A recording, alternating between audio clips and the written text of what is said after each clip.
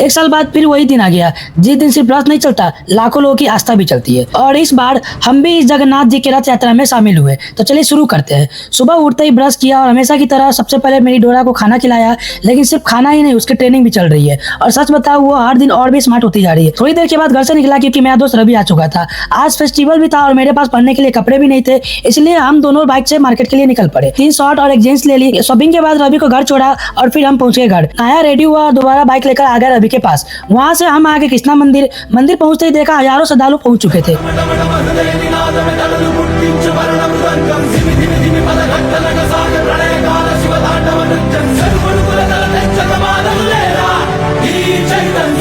भगवान श्री कृष्ण और राधा रानी का दर्शन किए, तभी मेरी दोस्त नैन्सी भी आ गई। फिर हम लोग मिलकर रथ यात्रा की ओर निकल पड़े। जैसे ही वक्त बढ़ता गया वैसे ही भीड़ बढ़ती गई और फिर हमारे जगत के नाथ जगन्नाथ जी रथ पर सवार होने के लिए आए।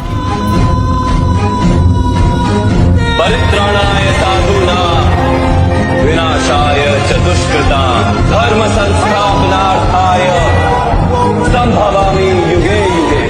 एक छोटी सी भीड़ देखते ही देखते आस्था के समुद्र में बदल गया। हर तरफ तालियों की आवाज, आरती, भजन और जय जगन्नाथ के जयकारे गूंज रहे थे। उस माहौल को शब्दों में बयां करना बहुत ही मुश्किल है। पिछले साल की तरह इस साल भी मुझे रथ का रस्सा खींचने का मौका मिला,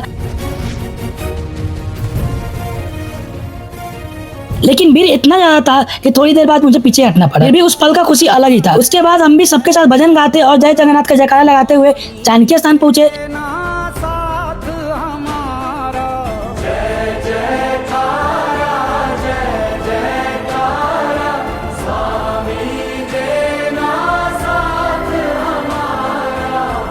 जानकी स्थान पहुंचते ही सबसे पहले पर्यटन स्थल गए। वहाँ से भगवान के दर्शन किए और प्रसाद लिया। तभी एक फनी मोमेंट आ गया, नैन्सी बिना कटोरी के ही बैठ गई। उसके बाद जानकी मंदिर में दर्शन किए। वहाँ का शांत और पवित्र माहौल दिल को बहुत ही सुकून दे गया। फिर थोड़ा सा मिठाई रवि खाया और हमने खाए। उसके बाद वापस कृष्णा मंदिर आए। जैसे ही दर्शन करके बाहर निकले, पूरा मंदिर रोशनी से जगमगा उठा। सच कहूँ वहाँ का नजारा सबसे खूबसूरत था। काफी रात हो चुका था। रवि को घर छोड़ा और फिर मैं भी वापस अपने घर के लिए निकल गया। आज का दिन सिर्फ एक ब्लॉग नहीं था, बल्कि आस्था, दोस्ती और यादों से भरा एक खूबसूरत सफर था। मिलते हैं कल एक नए ब्लॉग के साथ। तब तक के लिए जय जगन्नाथ।